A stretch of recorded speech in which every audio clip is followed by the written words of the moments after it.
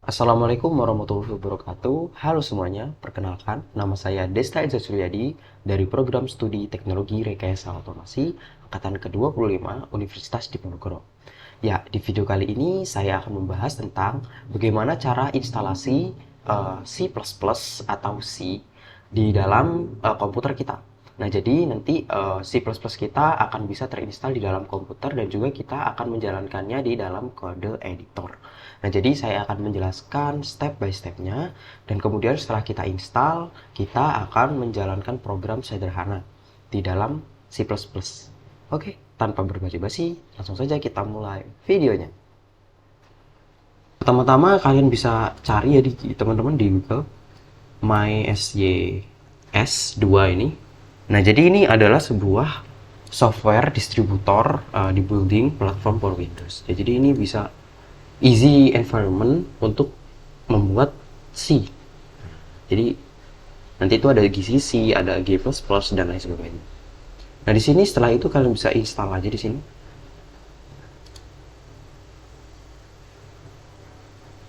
Nah, di sini sedang instalasi ya, teman-teman.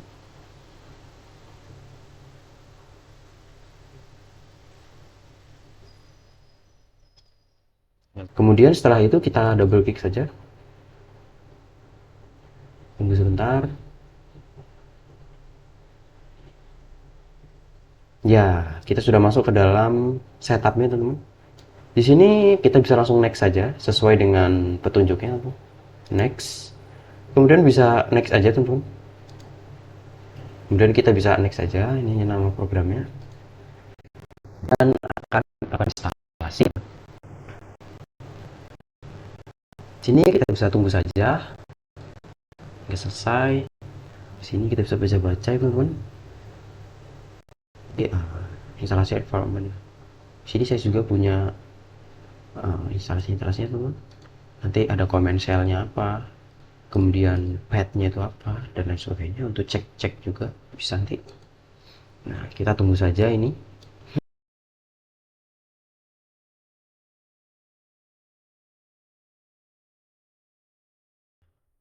Oke, teman-teman. Di sini sudah ya, teman-teman. Kita bisa langsung klik saja finish. Nah, di sini sudah masuk main prompt-nya. Nah, langsung kalian bisa copy ini atau kalian bisa masuk ke dalam ini tadi, teman, webnya tadi. Kalian copy saja. Saran saya gini saja, teman. Copy. Dan masuk lagi ke sini. Ya, oke teman-teman, di sini kita sudah masuk ke dalam UCRT ya, teman-teman ya. UCRT 64. Di sini kita bisa copy saja ini comment shell-nya. Nah, kemudian kita bisa paste dari sini. Kemudian enter. Nah, kemudian enter saja, teman-teman. Tadi enter saja. Kemudian Y, teman-teman. Y besar. Nah, kemudian program akan menjalankan instalasi, teman-teman. Tunggu saja hingga instalasi selesai. Sini saya perbesar.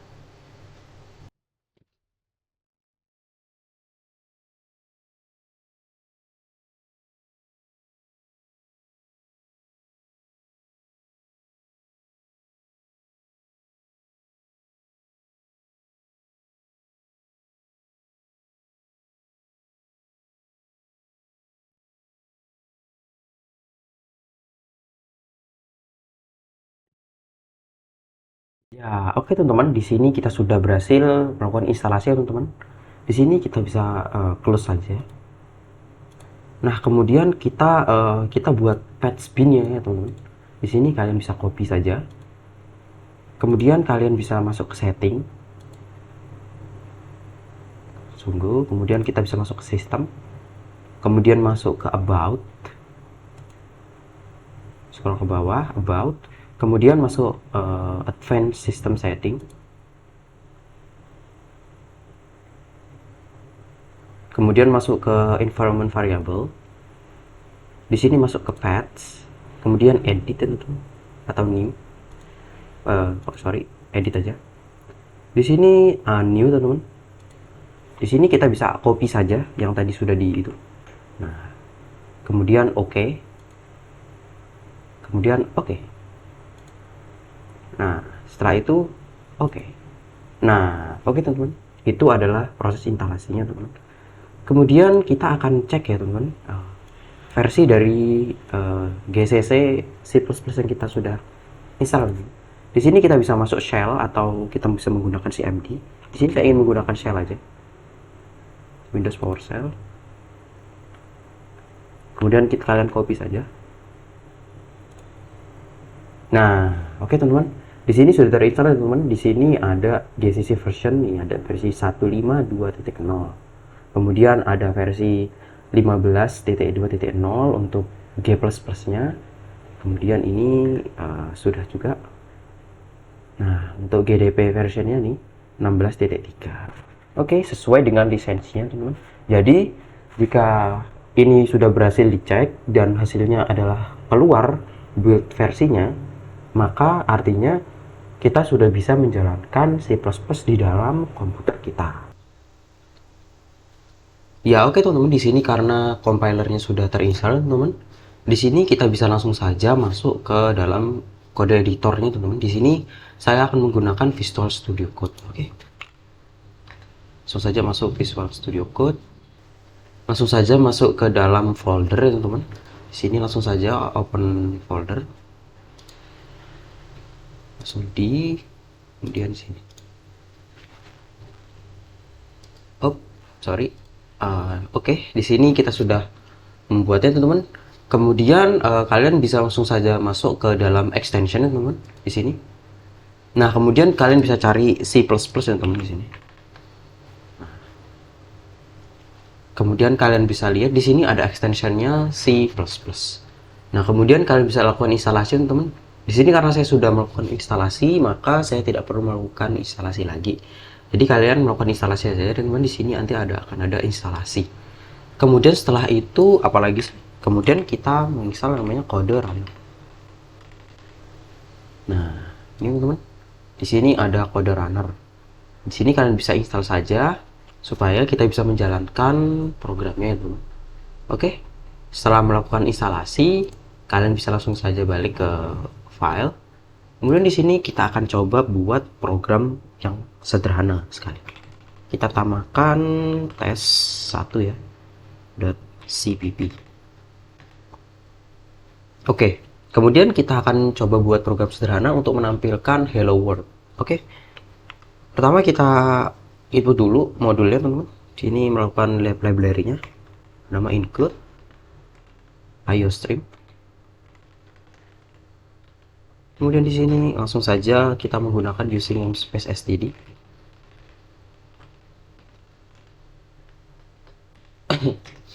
Kemudian integer main. Sorry. Ini langsung saja cout untuk fungsi keluaran teman-teman, untuk fungsi print. Sini kemudian hello. Oke. Setelah itu end line untuk mengakhiri sebuah line. Di sini kita bisa tambahkan aja return 0, nggak apa-apa. Tidak ditambahkan juga nggak apa-apa.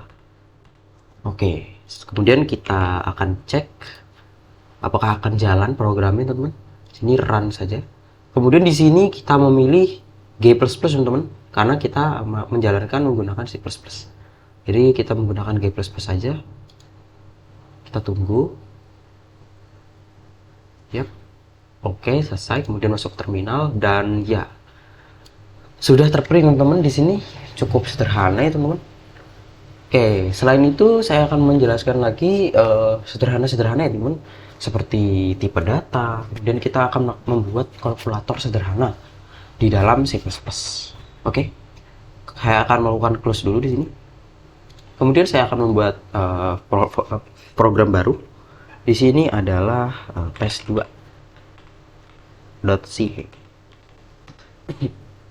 Oke, di sini sama seperti tadi ya teman-teman. Include iostream. iostream di sini sebagai modul atau library. Jadi ini menyimpan seperti print, kemudian input, output dan lain sebagainya teman-teman. Jadi ini yang cukup general library-nya. Kalau di C kan biasanya kita menggunakan stdio.h. Kalau di C++ kita menggunakan iostream. Di sini kita bisa langsung saja using namespace std dan integer main. Oke, di sini kita ingin menjelaskan satu-satu ya teman. Kemudian bagaimana sih ingin membuat input ya teman? Di sini kita uh, masukkan nama ya teman.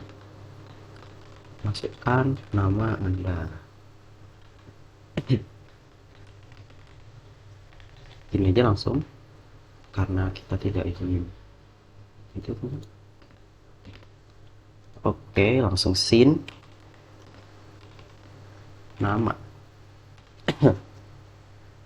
Kemudian sini kita buat ya teman, namanya string. Ini merupakan tipe data yaitu bernama string teman. Di sini kita buat nama sebagai tipe datanya. Jadi tipe data, kemudian variabel. Nah, jadi variabel ini harus menyesuaikan dengan tipe datanya teman-teman. Jadi kita sesuaikan. Kemudian kita akan menampilkan hasilnya. Di sini halo. Kita pilih aja. Halo. Kemudian menggunakan lagi ya teman, gini, nama sebagai variabel. Apa ya?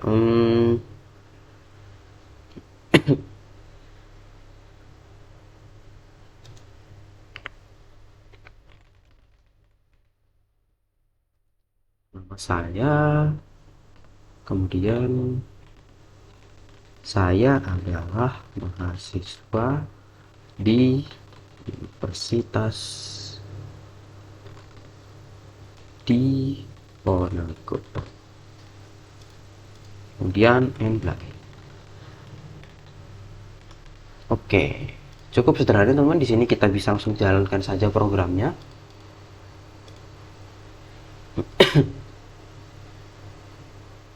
Yap, masukkan nama Anda. Di sini nama saya Izat. Ya, halo, nama saya Izat.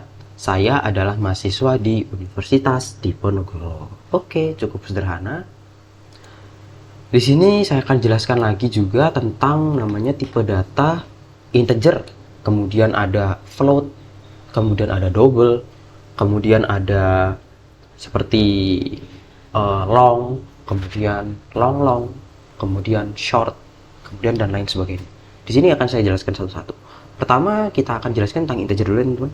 Di sini integer ini menyimpan sebuah angka ya teman-teman, angka desimal. Jadi angka yang tidak ada komanya. Di sini adalah umur contohnya teman-teman. Umur di sini saya asumsikan pada umur saya 18, jadi 18. Kemudian cout umur. Oke. Jadi di sini akan menampilkan 18 teman-teman. Sebentar. Oke, Izat. Oke. Halo, nama saya Izat, mahasiswa Universitas Diponegoro 18. Nah, jadi integer ini gunanya untuk menyimpan angka desimal. Angka bilangan yang dari 1 sampai 10 gitu teman. Nah, kemudian untuk float. Nah, float itu IPK ya teman, boleh IPK 3,99 ya bang. Oke. Kemudian sama ya teman. Di sini kita juga coba namanya double. Double pi 3,14159. Jadi ini bedanya float sama double itu artinya kalau float ini bisa menyimpan bilangan koma ya teman-teman, tapi dia hanya terbatas sebanyak berapa kali, tidak sebanyak double. Double ini bisa menyimpan lebih banyak ya teman-teman, karena pada dasarnya float ini ukurannya adalah 4 byte, ukurannya tipe datanya adalah 4 byte. Kalau double ini bisa 8 byte ya teman-teman. Jadi untuk efisiensi memori sebenarnya float lebih bagus, tapi menyesuaikan lagi dengan kebutuhannya teman-teman. Di sini kita coba bisa ya teman-teman. kita see out float size of ya, size of di sini umur, sorry, kemudian and like kita coba jalankan teman.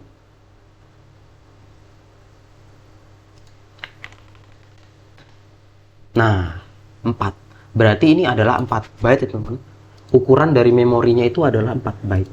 Jadi fungsi size of di sini gunanya adalah untuk mengecek ukuran memorinya itu berapa. Nah, kalau double kita juga cek ya teman, double. Kita copy saja di sini. Copy 5 ya teman.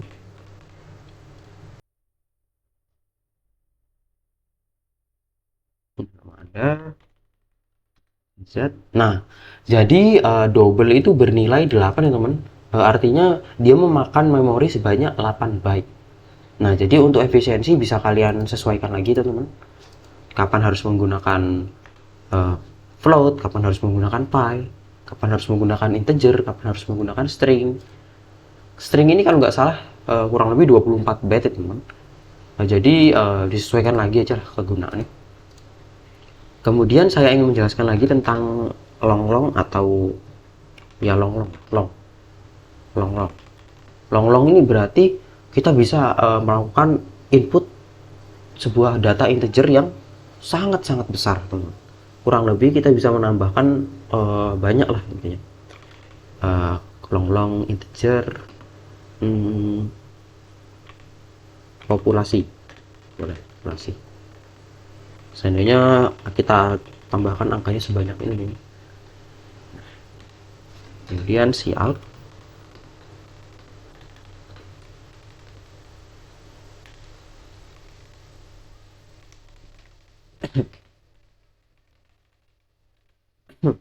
kita lihat batasannya.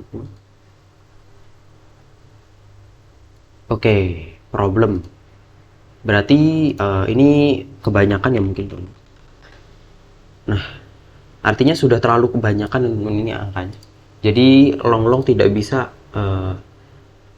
terlalu besar ini angkanya. Jadi harus dikecilkan lagi. Kita coba segini teman. Apakah bisa? Oke, kita coba. Ya bisa. Artinya cukup terbatas. Cuman dengan long ini kita bisa menggunakan angka yang lebih besar lagi ya teman-teman, dibandingkan kita hanya menggunakan integer. Oke, selanjutnya kita akan coba buat program untuk kalkulator ya teman-teman di sini, kalkulator sederhana. Oke, di sini kita coba buat, kita namakan kalkulator .cpp. Langsung saja kita buat modulnya IOStream. Kemudian using namespace std.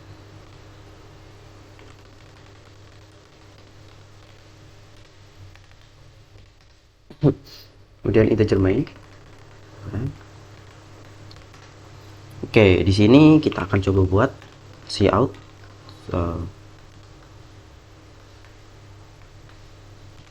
kalkulator sederhana.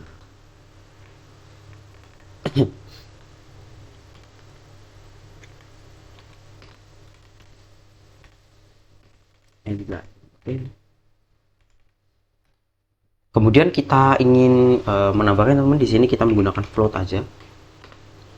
Kita menggunakan dua data yaitu A dan juga B untuk angka keduanya. Kemudian kita melakukan input lagi teman-teman, cout.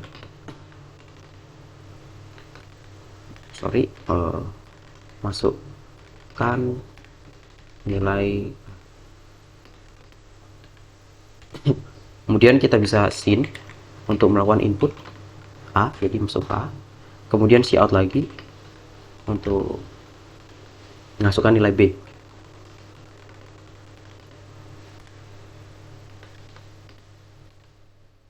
Kemudian sin juga masuk nilai B. Oke.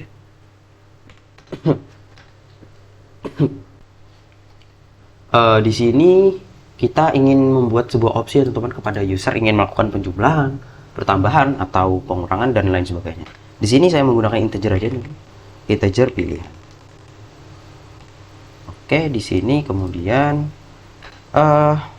kita menggunakan switch case ya teman. Di sini opsi pilihan, pilih switch case. Oh sorry, nggak apa, gini aja. Ekspresinya ada di pilihan. Oke, kemudian case-nya, sorry, kita ini aja case 1, berarti cout hasil penjumlahan.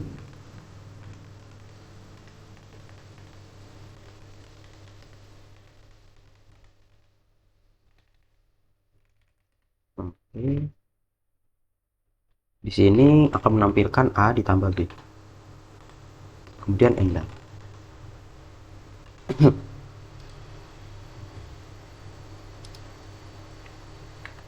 Kemudian break ya teman-teman, karena selesai.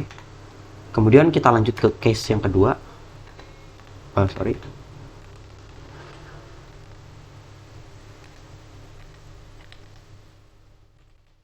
Kita copy saja biar lebih cepat.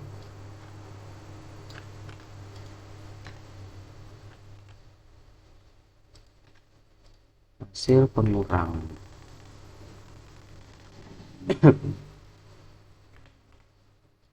Dan break sama aja, lanjut case 3.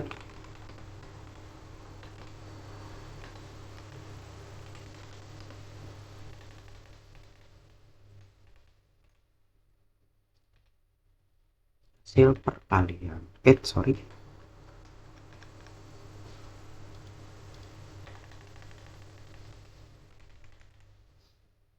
Sini kita melakukan perkalian ya teman. Kemudian break, lanjut lagi ke case yang keempat untuk pembagian. Di sini kita membuat gini teman nih, sudah disarankan dengan AI-nya ini.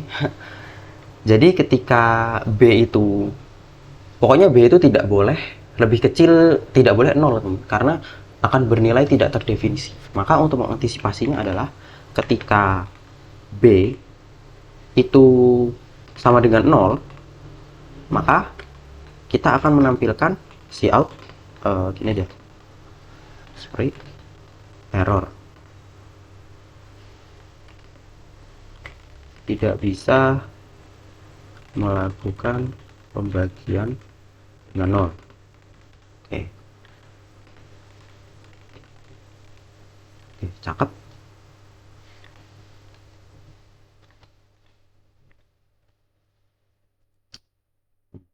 Cakep. Kemudian else, langsung saja cout hasil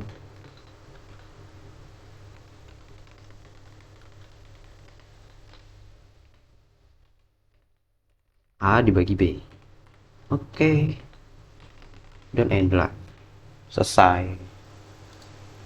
Kemudian default ya teman-teman, untuk mengantisipasi kalau seandainya opsinya itu tidak ada di dalam pilihan. Di sini kita akan langsung pilihan itu, langsung saja supaya memudahkan user.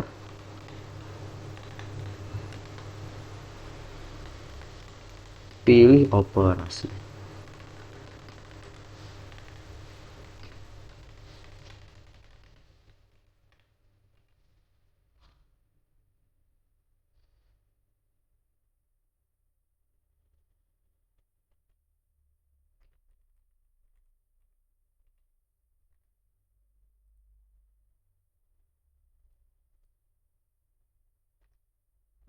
Boleh, lanjut saja.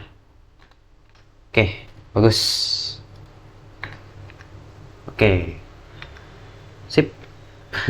Terima kasih sudah dibantu menggunakan AI-nya.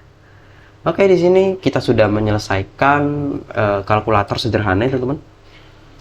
Di sini jadi intinya cout ini artinya kita menampilkan output ya, perinan kalkulator sederhana. Kemudian float. Nah, jadi ini adalah sebuah tipe data float. Nah, kemudian kita memiliki variabel. Variabelnya ini disimpan di dalam tipe data bernama float. Kemudian pilihan. Nah, pilihan di sini kita masukkan ke dalam integer, teman-teman. Kemudian kita melakukan output lagi, teman-teman, untuk menampilkan masukan nilaian A. Kemudian melakukan input pada user menggunakan sin namanya. Kemudian ingat arahnya ke arah sana, ini tanda panahnya. Kemudian masuk ke dalam variabel A. Oke, kemudian cout lagi nilai B. Kemudian sin masuk ke B. Oke, kemudian melakukan cout lagi, ini untuk tampilan menunya aja, teman-teman. Nah, kemudian melakukan opsi pilihan, kemudian sin, jadi pilihan ini masuk ke dalam pilihan integer ini. Kemudian switch case ini berguna untuk melakukan sebuah opsi, teman-teman. Jadi bisa berguna. Jadi kalian bisa menggunakan if else atau lain sebagainya. Di sini saya prefer menggunakan switch case. Nah, jadi di sini switch, kemudian berdasarkan ekspresinya dari sebuah pilihan, dari pilihan ini. Kemudian case 1 itu jadi adalah angka 1 tadi itu, dan seterusnya, teman-teman. Case 1, case 2, case 3, case 4. Kemudian default itu artinya jika tidak sesuai dengan inputannya, teman-teman. Jadi artinya langsung break aja. Nah, oke, setelah itu langsung saja kita jalankan programnya, teman, untuk cek.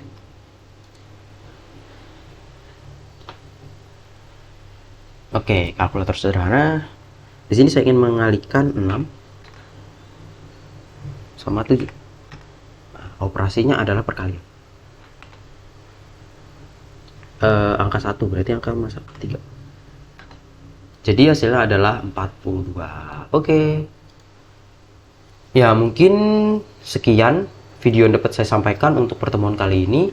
Saya harap apa yang saya sampaikan dapat bermanfaat bagi teman-teman. Dan sampai jumpa di video selanjutnya. Bye-bye.